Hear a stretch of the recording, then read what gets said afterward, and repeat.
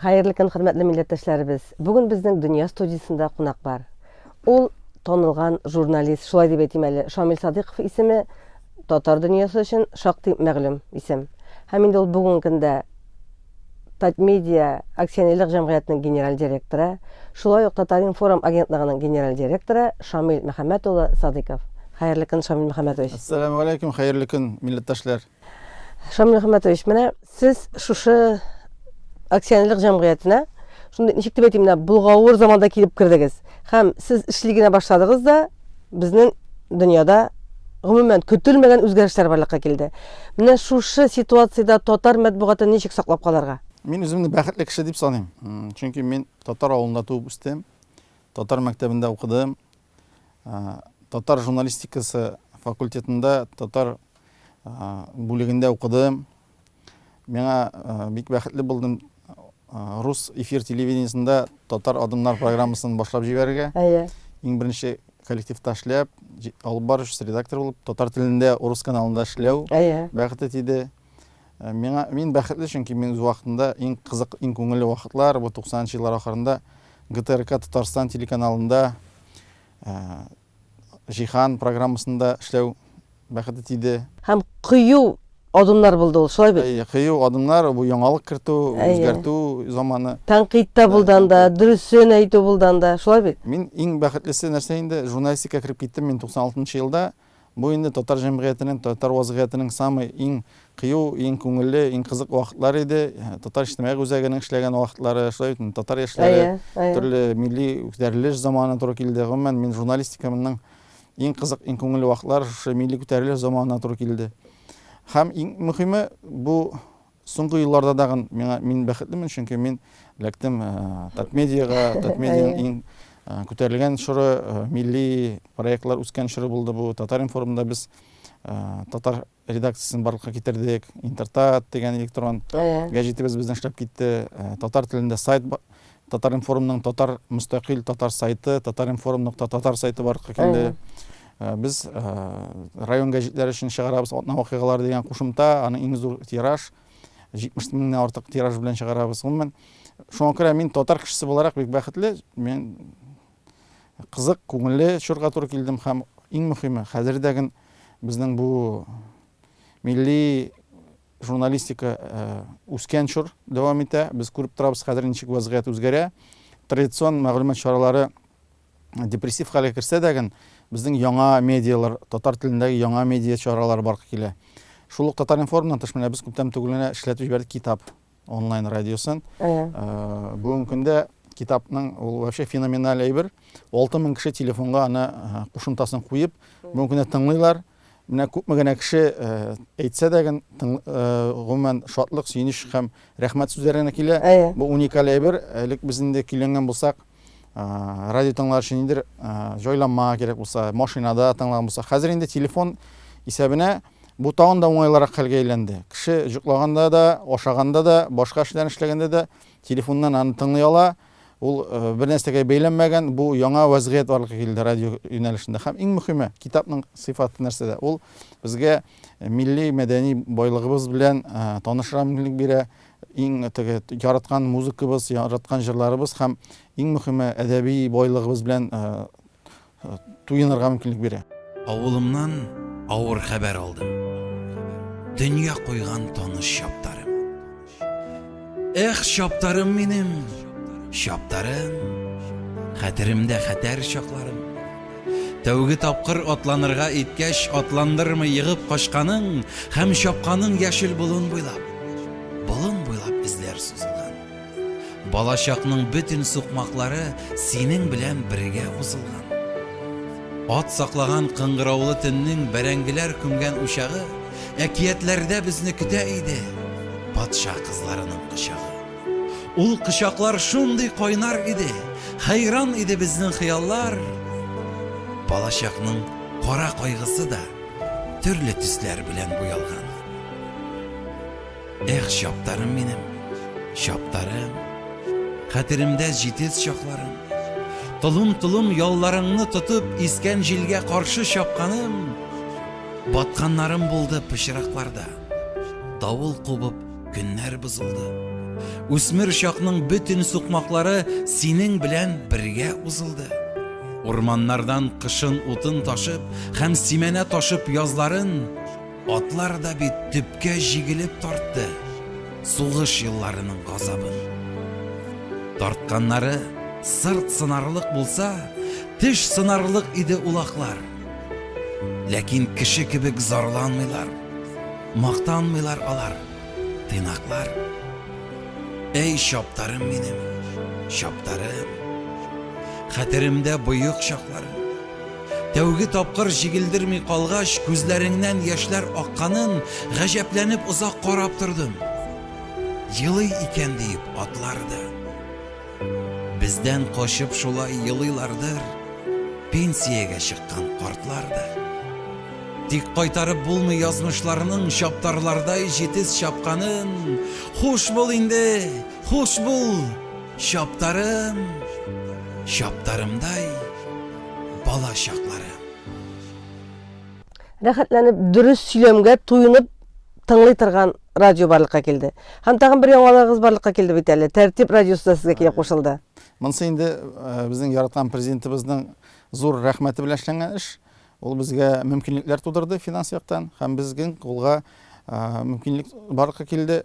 Яңадан эфирга чыгарга FM ешлыкка Казанда Тәртип радиосы 93-тә бер ешлыкта эшли башлады. Бу инде зур дәрәҗә, чөнки безнең бар бит әле олы яшьтәге аудитория, алар инде кемдер өйрәнгән FM ешлыкларда тыңларга, радиоприемниклар тыңларга, анда мөмкинлекләргә барып килде һәм бу Казанда гына түгел, алай булса әле бу Чаллыда да булачак.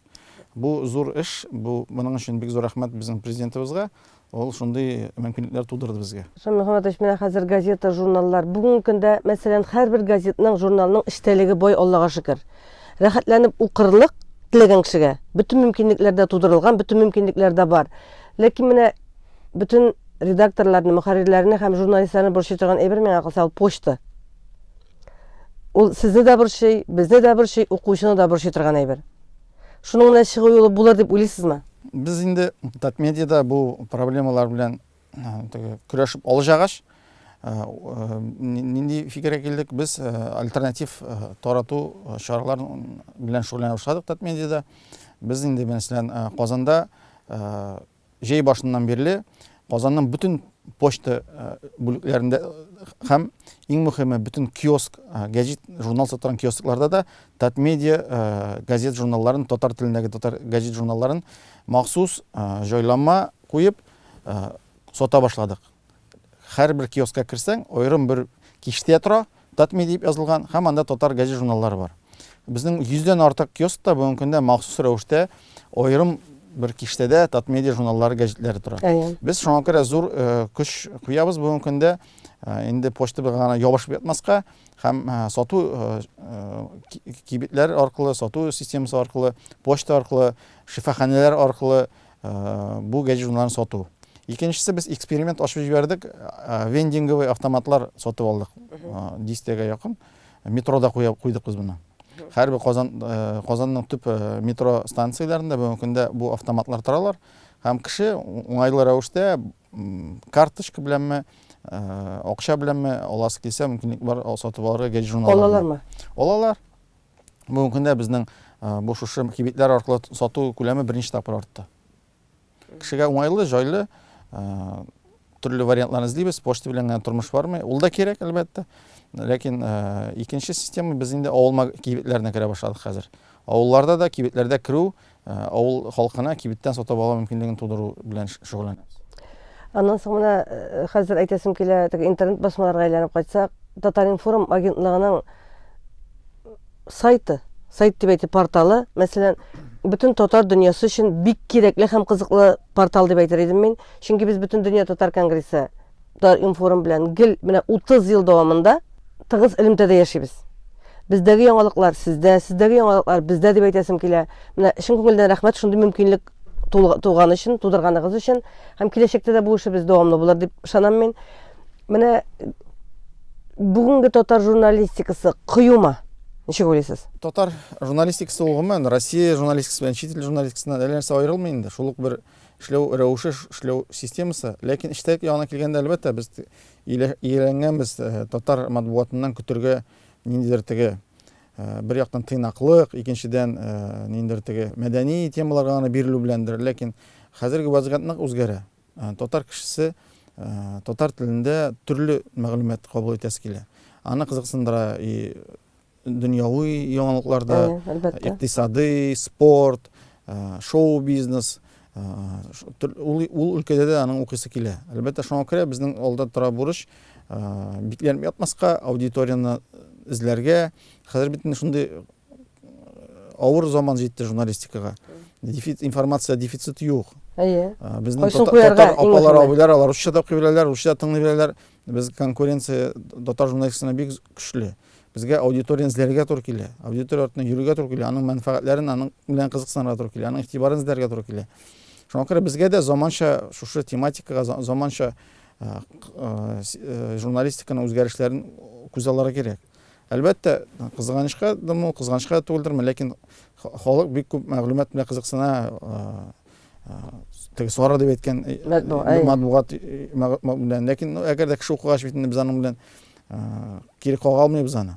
Бүгенге көндә басма матбугатны алсаң, бик күп шәхси гәҗитләр чыга. Ул безнең байлыгыбыз шулай бит. Анда нәрсә генә, нинди генә шәхси гәҗитләр татар телендә чыкмыйлар. Нинди генә исемнәре юк, нинди генә тематикасы юк. Кеше бит аны укый, беренче булмый.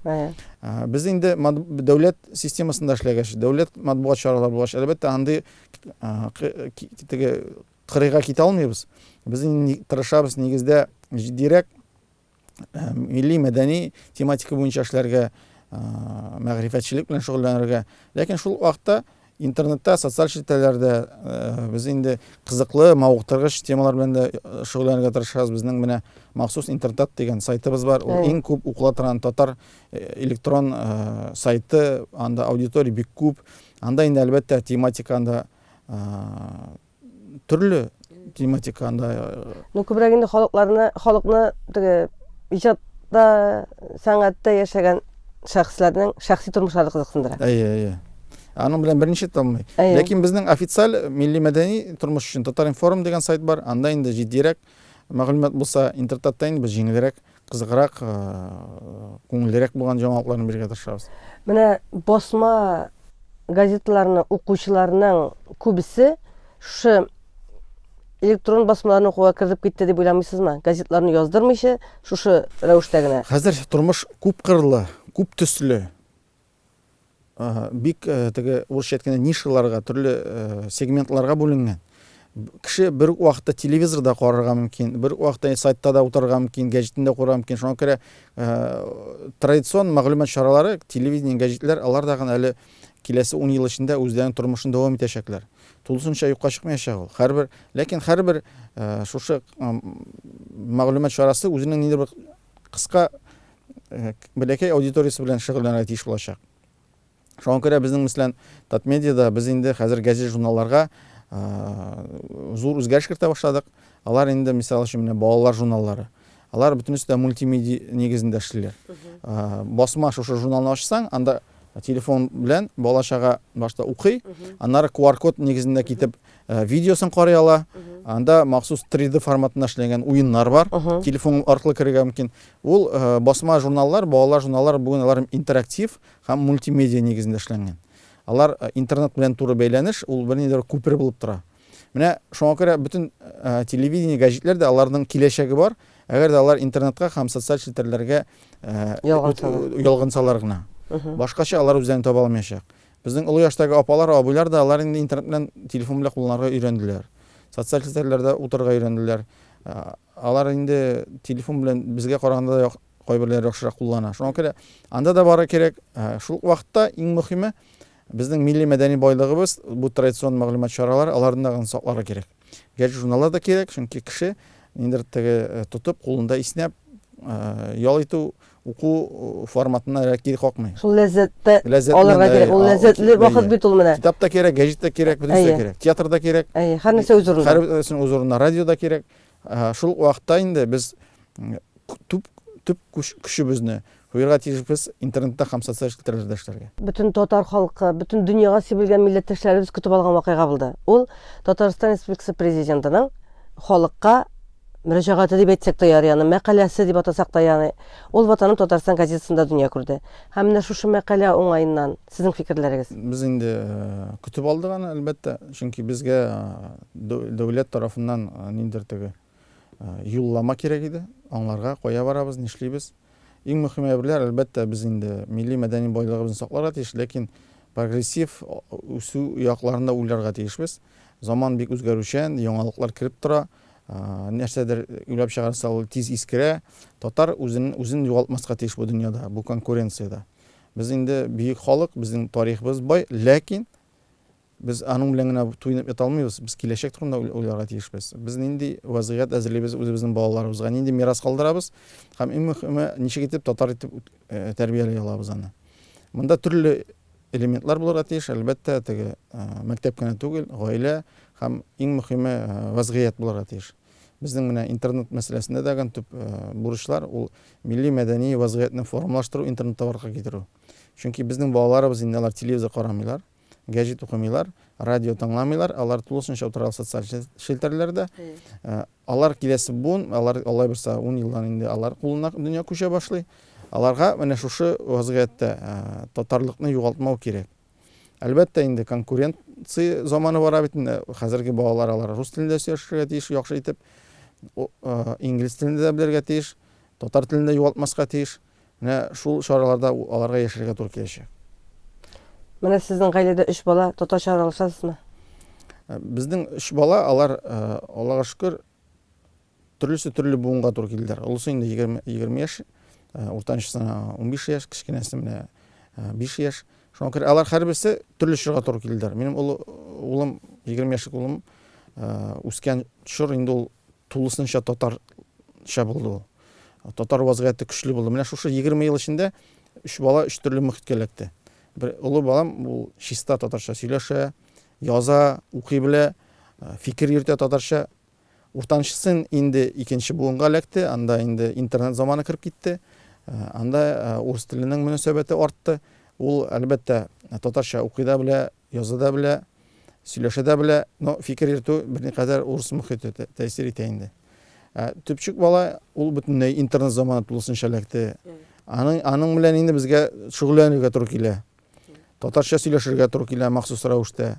Татарча мөхит формалаштырырга туры килә махсус рәвештә инде. Монда инде тырышырга туры килә. Бу хезмәт. Хезмәт, китаплар алып, татарча программалар караттырып, татарча сөйләштереп, анда инде көч күп. Күз алдына китерегез киләсе тагын бер 5-6 елдан нәрсә булачак. Анда инде гомумән кискенләшә бара. Татарча тормыш алып бару. Ләкин аңларга кирәк, татар булу, татарча яшәү, ул татарча сөйләшү түгел бит әле. Ул татар милли мәдәни тормышы. Ул төрле комплекстан тора. Яшәү рәвеше, мөхит, фәлсәфә, аралашу, фикер йөртү, ниндер теге әхлакый сыйфатлар, булар бөтенесе татарлыкны билгеләүче әйберләр. Ул ашау-эчү белән дә тора, ул төрле вазгыять нәрсә. Шуңа күрә буларның бөтенесенә уйларга кирәк. Тел белән дөнья бетмәй. Без инде ул балаларыбыз көн дәверендә татарча гына сөйләшеп йөрмәячәкләр, шулай бит инде. Алар эштә урыс телен кулланачаклар, чит илләрдә йөрсәләр, инглиз телен кулланачаклар. Ләкин шул вакытта татар милли үзенең горурлыгын, татар итеп үзен сизүен, татар милли ниндер үзенчәлекләрен сакларга тырышырга тиешләр. Әйтү авыр, ләкин без инде безнең бөтенебезнең өстендә бу бурыч дәүләт, менә президентыбыз безнең билгеләде бит юллама. Без милли мәдәни безнең менә шушы өлкә, мәгарифәт системасы, журналистлар, булар без бөтенебез тырышырга тиешбез. Бу шушы милли учакның сүнмәвен. Милли рух булырга тиеш. Милли рух, үзен татар итеп санау, горурлану милләтең белән, татар җырларын тыңлау, күңелең нечкергән вакытта татар ризыгын ашау, милли үзен Татарстан белән горурлану, милләтең белән горурлану, татарның тарихын белү, милли мәдәни үзенчәлекләрен белү һәм татар булу бит әле ул әйттирәс татар тыйнак булган, мәгърифәтле булган, гыйлемле булган татар шул дәрәҗәне югалтмау безгә мөһим. Шамил, менә авыл малае дидем бит инде. Шәленеке, менә авылга кайтасыңмы? Нигезгә кайтасызмы? Әтиәниләр исән саумы? Аллаға шөкер, әлхәмдүлиллә, әтиәнем исән, Аллаға шөкер, авылга кайташтырга алайым. Татар, мисәлән, Шәле, ул Татарстанның горурлыгының Иң зур татар авылы. Иң зур татар авылы, иң зур горурлыгы. Менә Татарстан Шәледә соңгы 10 ел эчендә 6 урам үсеп чыкты. Яңа йортлар белән төзелгән 6 яңа урам. Димәк, халык авылда яши. Халык татар авылдан китмей, авылда яши, татарча сөйләшә, татар тормыш алып бара. Әлбәттә, вазгыять үзгәрә инде.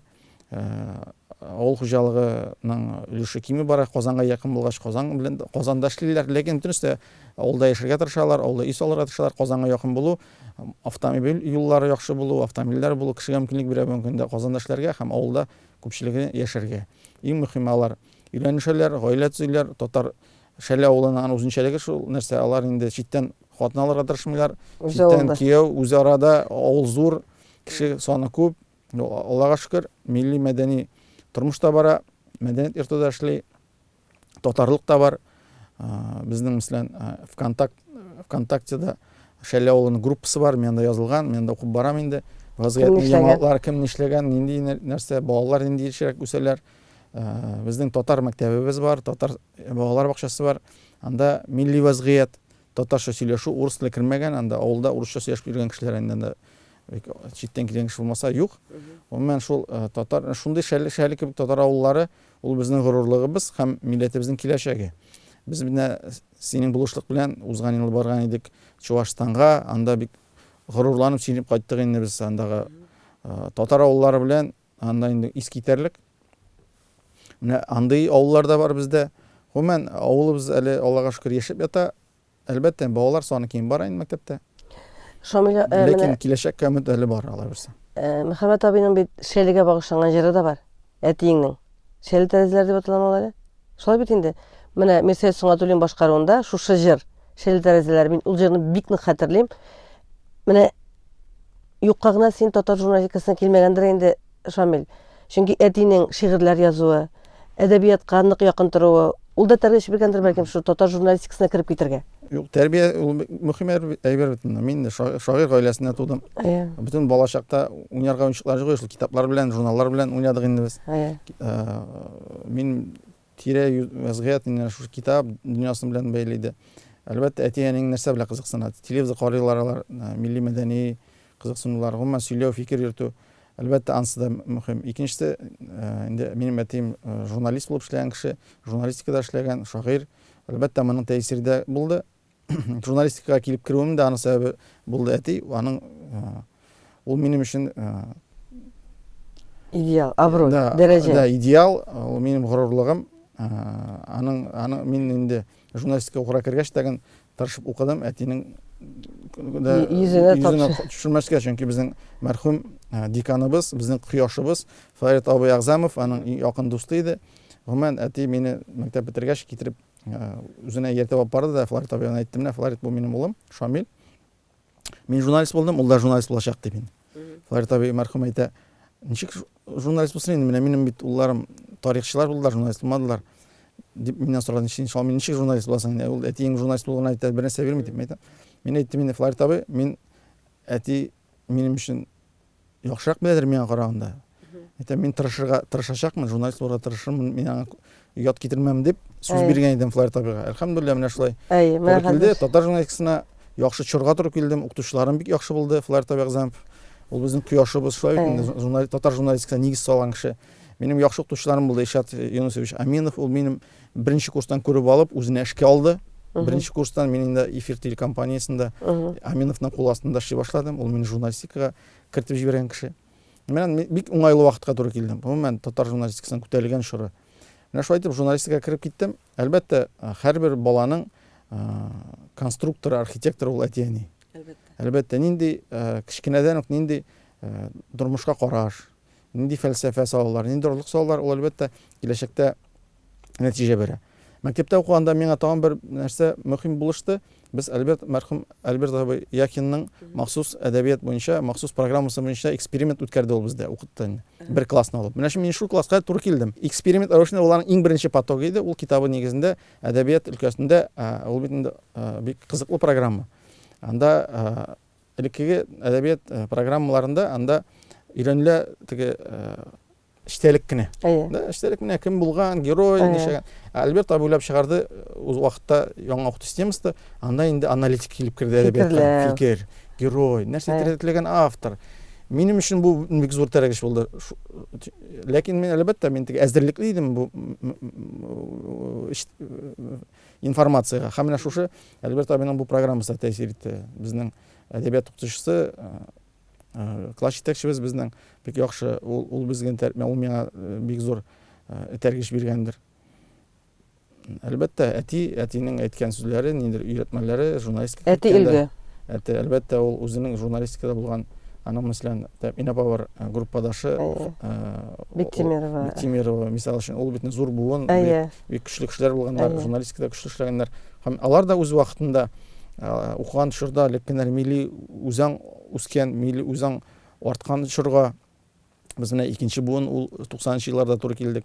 Гомумән, иң мөһиме бу вазгыятьтә бик көч бирде. Чөнки мин журналистикага килеп кергән чор, ул татар журналистикасының уянган чоры. Аңа ихтирам, аңа ихтияҗ арткан чорга туры килде. Шуңа күрә бу төрле факторларның туры килүе бик мөһим.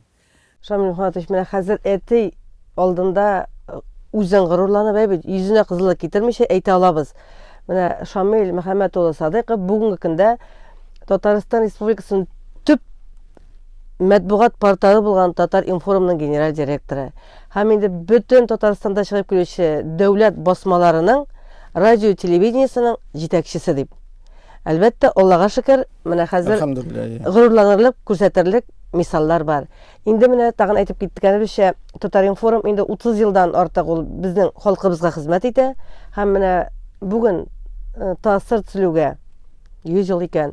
Татарстан Республикасының дәүләт суверенлыгын алганга 30 ел икән. Бу бит инде шушының 100 елның 30 елын Татар информ республика белән бергә атлап бара торган. Шул уңайдан республикабыз халкына, бөтен дөньяга сибелгән татарларга, гомумән милләттәшләребезгә әйтергә теләгән теләкләр нинди булар? Безгә татар булып тууыбыз белән Аллаһ Тәгаләгә рәхмәтле булырга кирәк. Чөнки татар булып туу, дөньяга килү һәм бу шушы бөек милләтнең бер өлеше булу зур горурлык һәм зур байлык. Күз алдына китерегез, кайсы халыкның шушындый милли мәдәни байлыгы бар. Кулгалилар бер гасыр элек безнең бөек кулгалилар булган. Әле ул вакытта кайбер милләтләр әле шалашта яшәп ятканда, шалашта сөйләшә генә өйрәнеп шалашта яшәп ятканда безнең бөек милләтебез әдәби әсәрләр барга китергән. Ул вакытта әле күп кенә Европа халыклары жуынара да белмәгән төшер булган бит ул. Безнең татар, бөек татар Булгарда әдәби әсәрләр язып ятканнар. Ул бит гади генә әдәби әсәр түгел. Күз алдына китерегез Кыйса Юсуфны. Нинди калынлыкта китап. Андый милли байлык кемдә бар? Икенчесе, безнең халык арасыннан күпме бөек кешеләр чыккан. Без гомумән Россия дәүләтенең нигез салучы халык. Россия бит Алтын Урда нигезендә бар килгән. Алтын Урда аның Россиянең теге алдынгы дәүләте. Без өлеш керткәнбез бу милләтнең үсешенә. Милләт фән өлкәсендә, хәрби өлкәдә алыкмы, сәнәгать өлкәсендә алыкмы. Гомумән Татарстанда яшәү зур горурлык. Мин күп регионнарда булырга туры килә, Россия буйлап күп йөрим.